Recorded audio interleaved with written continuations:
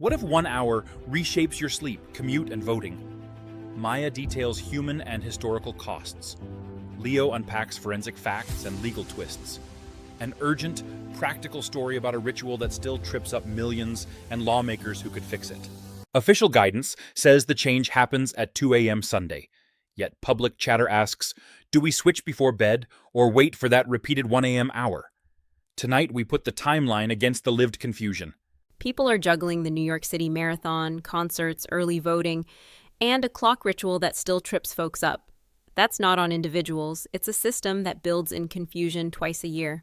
My mom still calls to remind me, and my phone still beats her to it. Also, it's daylight saving, singular, though half the country says savings.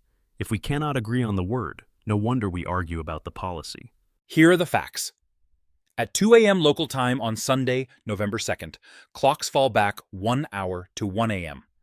Many phones and computers do this automatically. Wall clocks, car dashboards, coffee makers, those may need a manual nudge. Some places do not change at all. Hawaii, most of Arizona, except the Navajo Nation, and several U.S. territories. Daylight saving began this year on March 9th and returns on March 8th, 2026. Expect earlier sunsets. San Diego drops to just before 5 p.m. on Sunday. And Philadelphia sees a pre-5 p.m. sunset for the first time since January. Winter solstice lands on December 21st, the shortest day of the year. A nightlife note for California: that repeated 1 a.m. does not reopen alcohol service. Closing rules still apply. If you think the extra hour is a bonus round, the law disagrees. And on the ground, it is messy. One New York vlogger already flipped his weather radio to standard time and reminded concertgoers at the Garden to fall back. Meanwhile, the city braces for parade crowds and marathon street closures. Right. Aisles at UBS, Knicks, Giants, and Jersey. Just enough moving parts that someone will show up early or late. Set your alarms, people. Personal responsibility still matters. Zooming out, polls show only a small minority, about 12%, want to keep switching. Most prefer one year-round clock, with many favoring permanent daylight saving for evening light, and many others preferring permanent standard time. Experts increasingly say the switch itself is harmful. The American Academy of Sleep Medicine flatly argues these seasonal changes should be abolished. Our brains anchor to sunlight. When society shifts the clock, biology pays a price. Short-term harms stack up after shifts, more car crashes, a heart attack spike after the spring jump.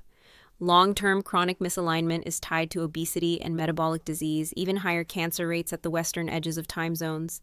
But even the health modeling is mixed. Some studies say permanent standard time lowers stroke and obesity risks. Others claim permanent daylight saving could cut obesity too. If experts cannot agree, maybe we slow the panic. A Stanford-linked modeling study did find one clear theme. Pick a permanent time, any permanent time, and outcomes improve versus biannual shifts. The author's caution models depend on behavior and light exposure assumptions. And clinicians keep stressing mornings. A Cleveland Clinic voice said, more morning light helps regulate melatonin and wakefulness. A Mercy Health neurologist called standard time more aligned long-term with our biological clocks. I hear that, but there is a reason a lot of folks want more evening light. Commerce, recreation, kids' sports after school. The economy does not clock out at 4:30. People vote with their feet at sunset ball fields. Politically, the Senate passed the Sunshine Protection Act in 2022 to make daylight saving permanent. It stalled in the House, has been reintroduced, and states keep floating their own bills. Under current law, states may opt out by staying on standard time year-round. To go permanent daylight saving nationwide, Congress must act. That mismatch fuels a patchwork of hopes and stalled headlines. And national figures cannot keep a straight line. 1 week it is make daylight saving permanent. Another week it is permanent standard. Sometimes it is 50-50. Theater. I do like Senator Rick Scott's line. People are sick of changing clocks. Senator Tom Cotton warned about permanent daylight saving, making winter mornings dangerously dark for school kids. That is not abstract. Bus stops before sunrise, more crashes. Morning light is a public safety resource, not a vibe. Indigenous and ecological thinkers add a deeper critique. Forcing uniform year-round productivity is the problem. Seasons are supposed to ebb. The ritual reveals a culture at odds with natural rhythms. Practical health notes for this weekend. Shift bedtime by 10 to 15 minutes over a few days. Get morning sunlight to reset your clock. Avoid caffeine within 6 hours of sleep. Limit screens an hour or two before bed. And keep consistent wake times. Mood matters too. A neurologist suggested light boxes can help, and checking vitamin D with your doctor makes sense in northern latitudes.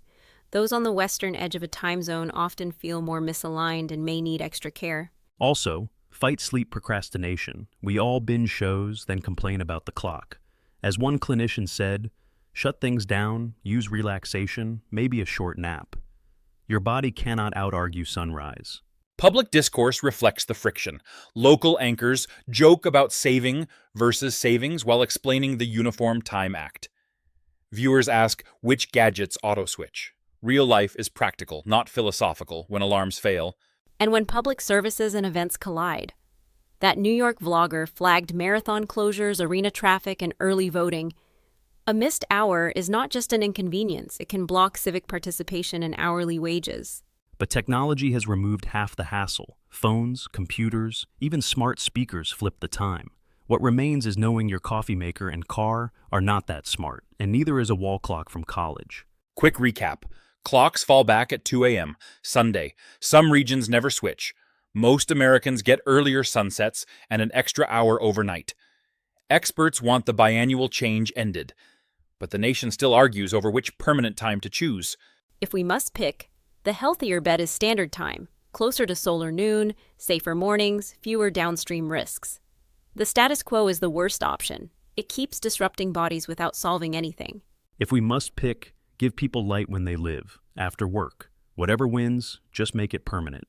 And please, California, do not try to pour again when the clock rolls back to 1 a.m. We will watch Congress, the re-upped proposals, and state experiments. For now, take the small win. Use morning light, protect your sleep, and enjoy that extra hour. In spring, March 8th, we do this dance again, unless lawmakers beat the clock.